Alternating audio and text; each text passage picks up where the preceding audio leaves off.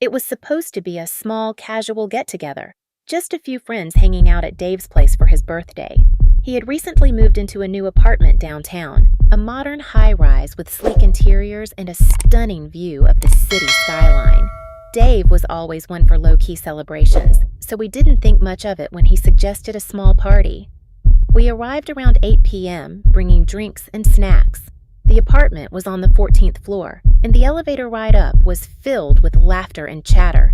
The doors slid open, and we were greeted by Dave, who was wearing his usual grin. "Welcome, guys. Make yourselves at home," he said, leading us inside. The place was impressive. Large windows, minimalist furniture, and a spacious living room that opened up to a small balcony. We all grabbed drinks and started mingling. The atmosphere was relaxed, the music soft and pleasant. As the night progressed, the group settled into the living room. Someone suggested playing a game to keep things interesting. We tossed around a few ideas, and eventually, Dave proposed a game called Never Have I Ever. A classic, harmless enough? Or so we thought. The rules were simple. Each person would take turns saying something they've never done, and anyone who had done it would take a drink. We went around the circle, sharing innocent confessions and laughing at the stories that emerged. But then, something strange happened. It was my turn. I thought for a moment and said, "Never have I ever snuck into a party uninvited." A few people laughed, raising their glasses to take a sip, but as they did, the room seemed to grow colder. The laughter died down, replaced by an uneasy silence. I glanced around, suddenly feeling uncomfortable. That's when I noticed a new face in the room. A girl sitting on the floor across from me. I didn't recognize her. She was dressed in a simple white dress, her long dark hair falling over her face. Her hands were folded neatly in her lap, and she was staring at me intently. "Who's she?" I whispered to Dave, leaning over. He looked puzzled, scanning the room. "Who are you talking about?" he asked. I pointed, but the girl was gone. I blinked, confused. Maybe I had imagined her. The game continued, but I couldn't shake the uneasy feeling. I kept glancing around, expecting to see her again, but she never reappeared. Not then, at least. An hour later, I needed a break. I excused myself to the bathroom, weaving through the crowded room. As I splashed water on my face, I heard a faint whisper behind me. I turned around, but no one was there. The door was still closed, and I was alone. "Get it together," I muttered to myself. I chalked it up to too much alcohol and a lack of sleep. But as I opened the bathroom door, I froze. The apartment looked different. The lights were dimmer, the music slower and distorted. My friends were all sitting in the living room, but they seemed off.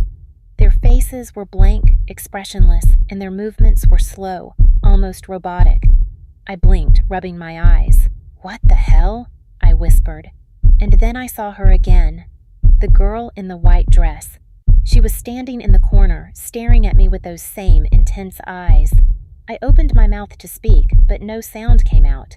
She raised her hand and pointed to the window. I followed her gaze, and that's when I saw it. The city skyline, once bright and alive, was now shrouded in darkness. The streets were empty, devoid of any signs of life. I turned back to the room, panic rising in my chest. "Guys, what's going on?" I asked, my voice trembling. But no one responded. They just sat there, staring blankly ahead.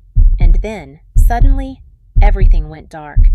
The lights flickered off, and I was plunged into total darkness. I could hear my heart pounding in my ears, my breath coming in short, panicked gasps. When the lights came back on, I was back in the bathroom staring at my own reflection.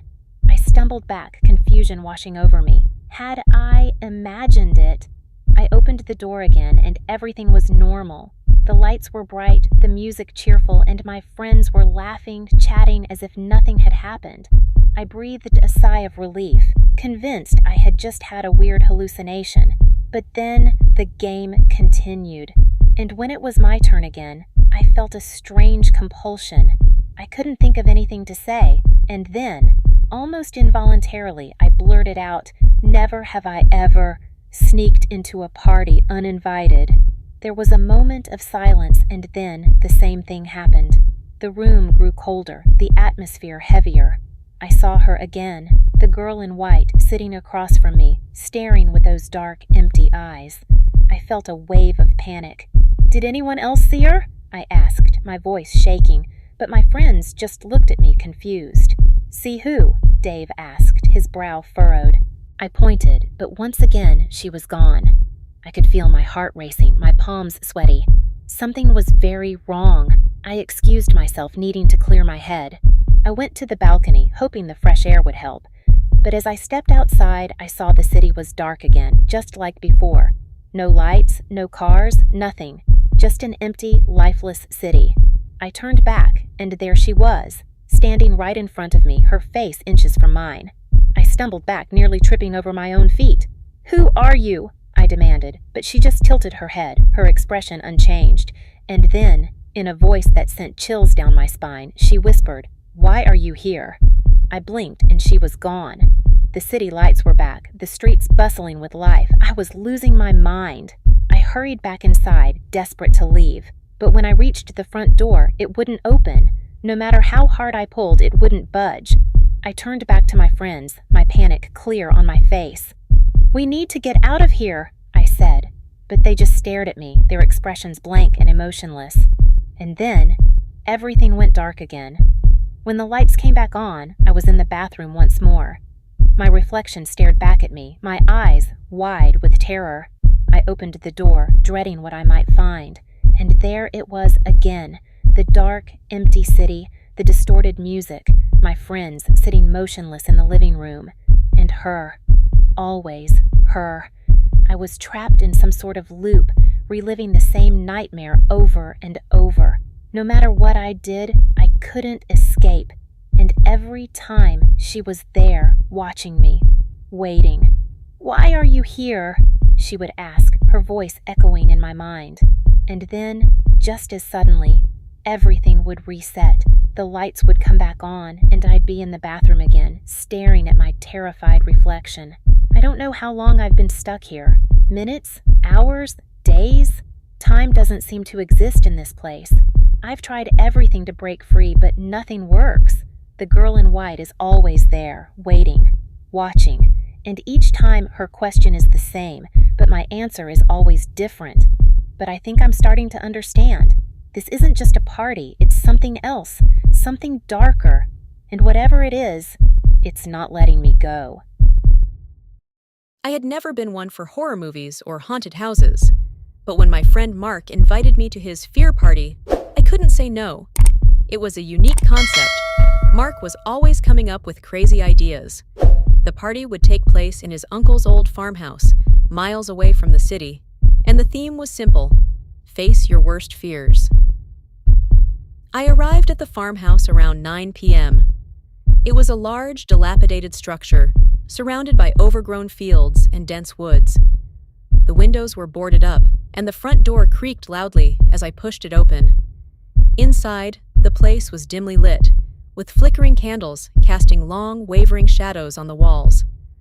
Mark greeted me with his usual mischievous grin. "Glad you could make it," he said, clapping me on the back. "This is going to be a night to remember." I smiled nervously, not quite sure what to expect. There were about a dozen of us in total, all friends or acquaintances, each one of us given a small slip of paper with a number on it upon arrival. "What's this for?" I asked, holding up the paper.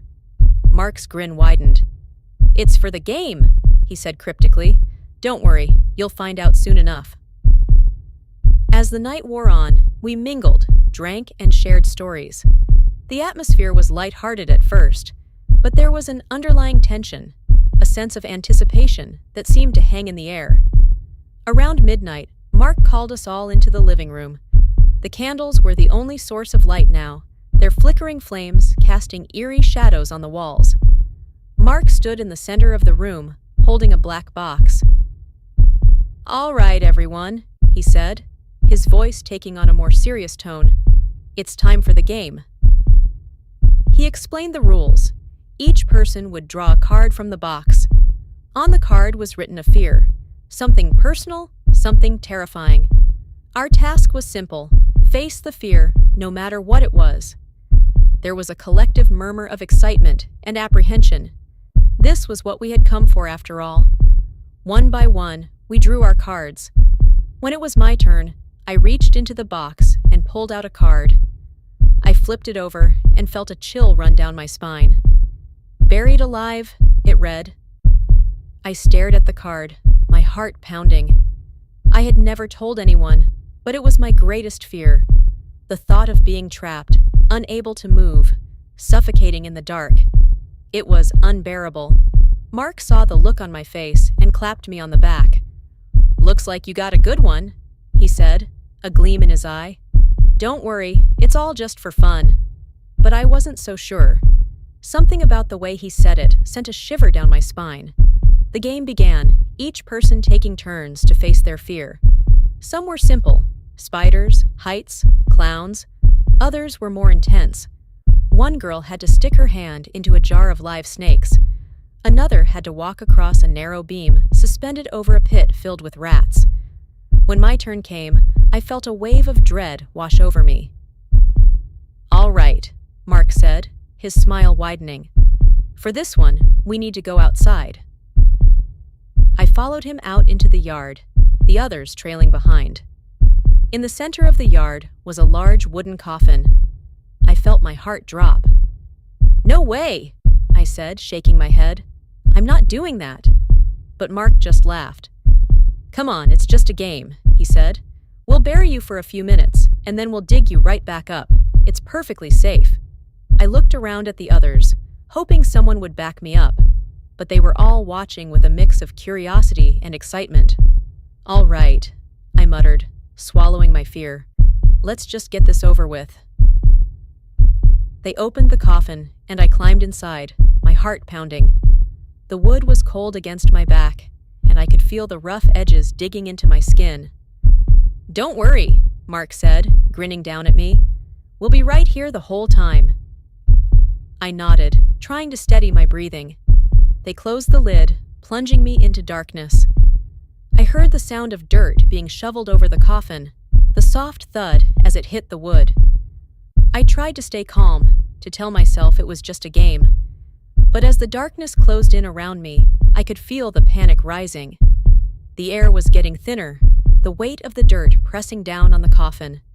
I banged on the lid, shouting for them to let me out, but there was no response. My heart was racing now, my breaths coming in short, frantic gasps. I could hear my own heartbeat, loud and fast, echoing in my ears. The walls of the coffin seemed to be closing in, the darkness pressing down on me. I could feel the panic turning into sheer terror, the realization that I was trapped. I banged on the lid again, harder this time, screaming at the top of my lungs. But there was no sound from above. Minutes passed, or maybe hours. I couldn't tell.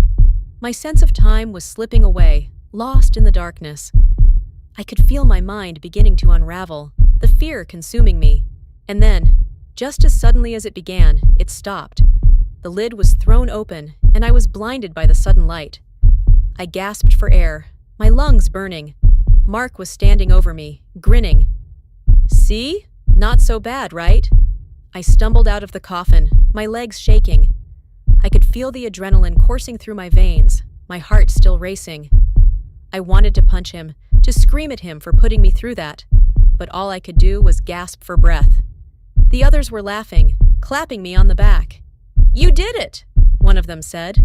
"You faced your fear." But I didn't feel triumphant. I felt violated, broken. Something had changed in me, something dark and twisted. The rest of the night passed in a blur. I stayed on the sidelines, watching as the others continued the game. But I couldn't shake the feeling that something was wrong, that we had crossed a line we shouldn't have. As the party wound down, I pulled Mark aside. "That was messed up, man," I said. "You shouldn't have done that." But he just shrugged. "It's all in good fun," he said. "Everyone's afraid of something. We're just facing our fears." I didn't say anything, but deep down, I knew he was wrong. This wasn't just a game. It was something else, something darker.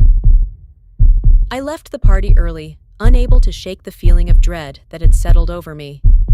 I didn't sleep that night, my mind racing with thoughts of the coffin, the darkness, the feeling of being buried alive.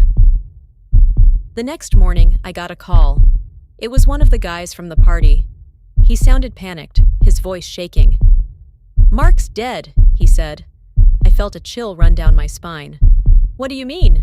I asked, my heart pounding. "They found him in the coffin," he said. "Buried alive." I dropped the phone, my mind reeling. I could hear the blood pounding in my ears, my vision blurring.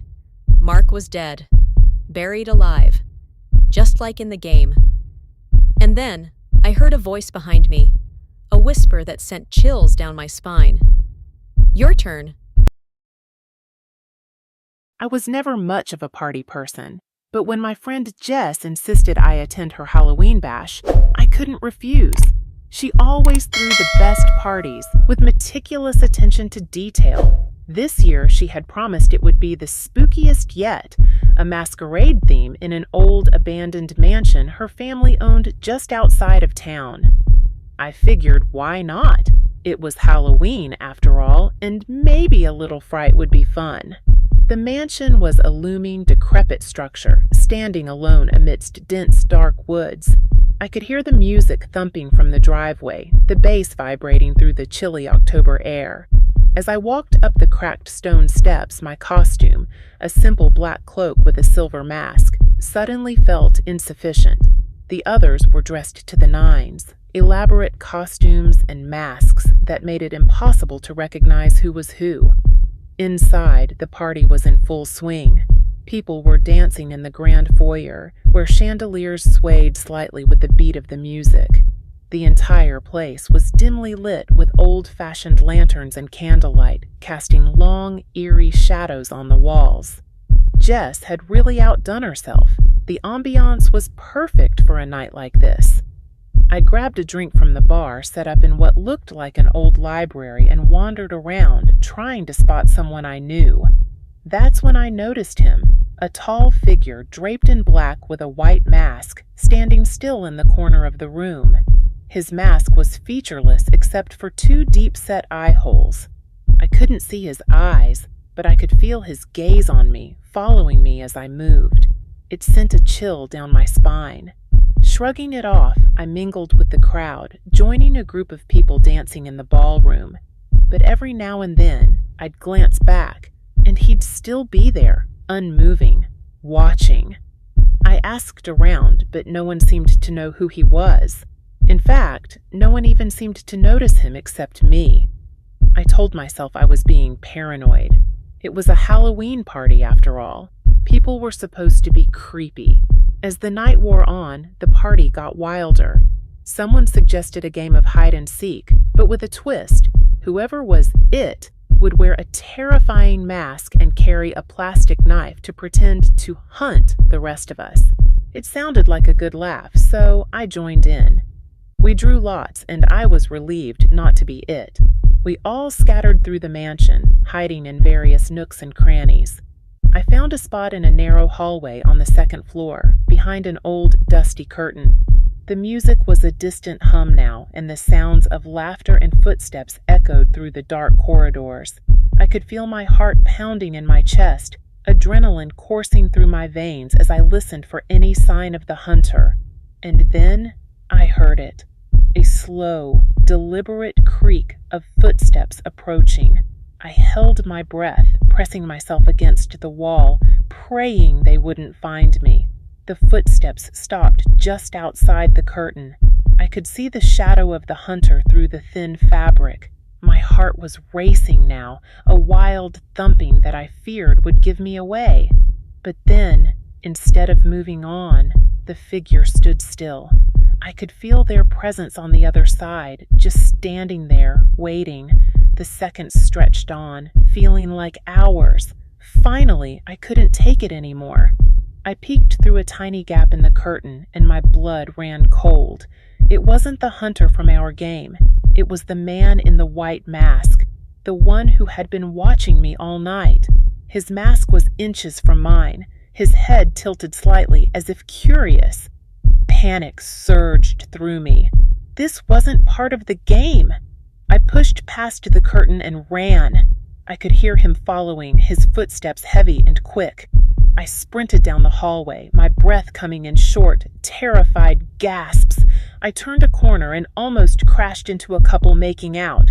I frantically pointed back, trying to warn them, but they just laughed and waved me off, too caught up in their own world to care. I bolted down the stairs, nearly tripping in my haste. I had to find Jess. She'd know what to do. But as I reached the main floor, the crowd had thickened again, people obliviously dancing and laughing. I pushed my way through, frantically looking for her. Finally, I spotted her near the makeshift bar, talking to some friends.